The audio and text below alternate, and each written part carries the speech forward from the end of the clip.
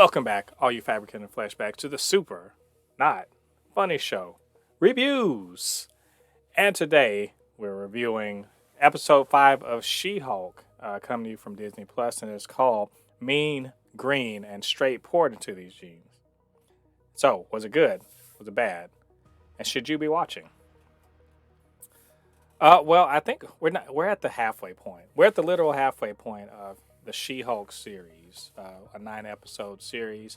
And this one we find a follow-up to the previous episode in which Jennifer Walters, aka She-Hulk, is getting sued for trademark infringement by none other than influencer and superpowered hot girl Titania.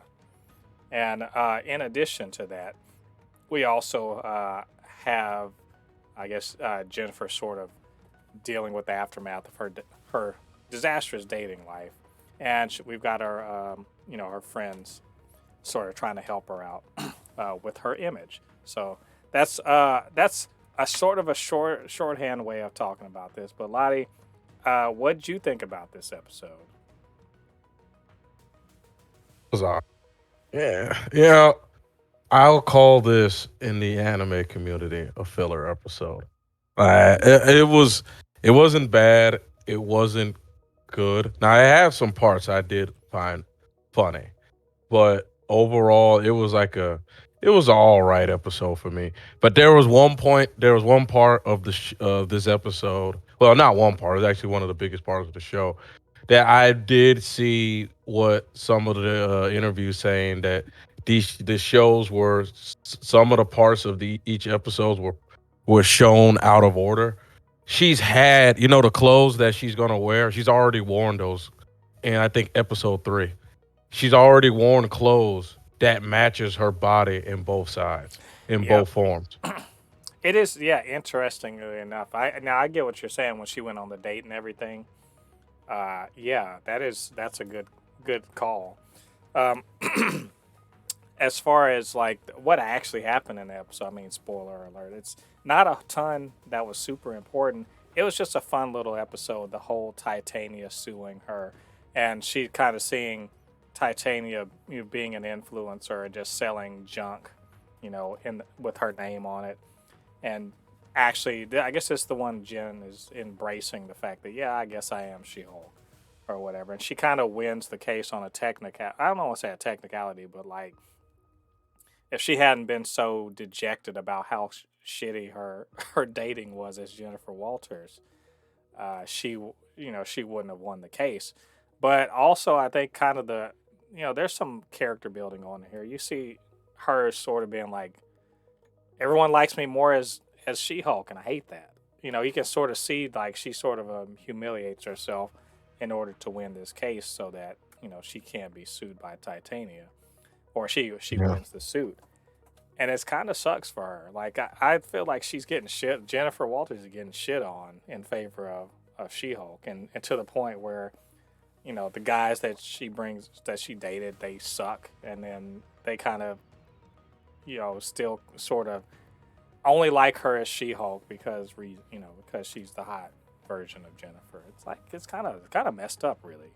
Uh, to the point, Well, here's yeah, one thing that I would say that yeah, the other dudes were weird and creepy, but the one guy, I, it would be different if she put both pictures of herself hmm on the dating site, so he will know that okay, one thing she's this and one thing he's that. In yeah, his mind, he thinks she's only She-Hulk.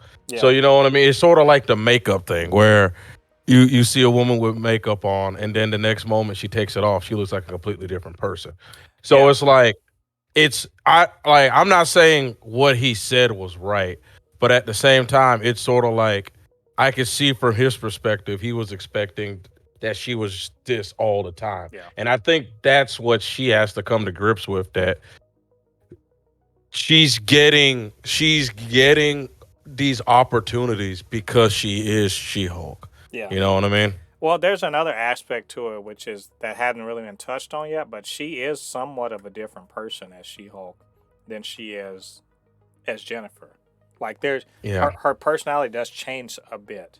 not completely changed. She's not like stupid or anything. She's not crazy or being super weird, but she's just a ton more confident and outgoing and more willing to take risks or anything like or just kind of be a YOLO. You know what I'm saying? So Mhm. that is she is a different person. So I understand that. It's still as Jennifer, it's gotta suck, but she kind of sucked it up in order to win. And she, there are advantages to it, but I think that there's a point that maybe it's not all good for her. Besides that, I think yes, there's not a ton that happened in it, but I thought it was a lot of fun to see the drip, the drip broker. I love the idea that that Pug's got a drip broker that gets all of his good, his sneakers or whatever, and he uses it to hook up uh, Jennifer so she can get She-Hulk to like dress in something that doesn't look like, I don't know what she's wearing. It looks weird. Um, I thought that all that stuff with the off-brand Avenger stuff that was funny. Just seeing Nikki and Pug together, they're fun together. Like there's fun stuff in this episode, but I do feel you about like yeah, it's a bit of a tread water episode. It's just sort of getting you to the next part of it's closing out the first half of the show, getting you to the second part, and Yeah. if if this episode wasn't there I don't think it changed the show much, which is No. unfortunate because like I don't like getting to the end of an episode and be like, whoa, why did I watch this? And I didn't feel like that. I was like, I had fun.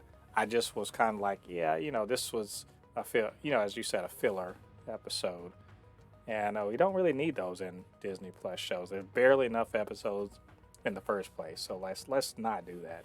But And yeah, this just goes back to what I'm saying that it, they made a bad choice of having these episodes so short. They could have connected this with the dating episode. mhm. They could have connected these two episodes together. Well, I, You I know what I understand. mean? Yeah, well, I understand why they like. Yeah, I do believe the last episode and this episode could have been combined into one.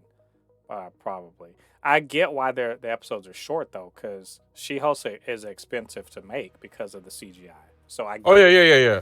I understand that, but I was just saying like there were certain parts of the fourth episode they could have just cut out Hmm. and just like combine the two things together, or you know, it's just certain things that they could do, you Right. know, to make it more streamlined.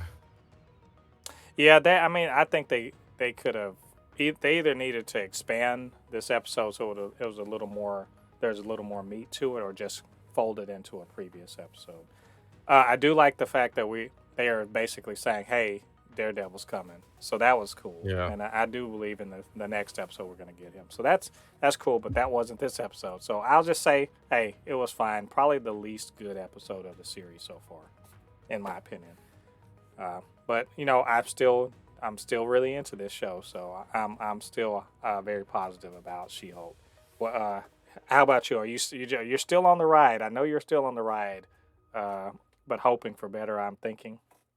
Yeah, I'm wanting to see where this goes. I want to Right. see where this leads up to, because there's stuff that they hinted on, and I haven't seen it pop up again. It almost made me forget. I almost forgot about. There's a guy out here that wants to steal her Yeah. blood. You Yeah. know what I mean? Hmm. It hasn't been hint. That's the thing that I'm just like, okay, where's that going to come up again? Maybe, hopefully, in this Daredevil episode. Yeah. We shall see. But I think they can step it up a little more. Hopefully that we'll see that next episode. But anyway, guys, that was our review of this episode. What do you guys think about it? What do you think about what we had to say? Get down to the comment section. Let us know what you're thinking. Of course, you can always hit us up, supernotfunnyshow@gmail.com or at supernotfunnys1 on Twitter. And do us a favor, hit that like button. Helps out with the algorithms. More people see these videos. And hit the subscribe button. Join the Super Not Funny Show family. Really appreciate it. All right, all you Fabricans and Fleshbags, thanks for joining us. Come back next time when we will be reviewing episode 6 of She-Hulk. Till then, I've been Mo De Pape. resident fabricant and comic extraordinaire on all things pop culture, joined by the anime expert, video game designer, and lover of all things superhero, my good friend LADI. And we'll see you guys on the other side of the thread. Peace.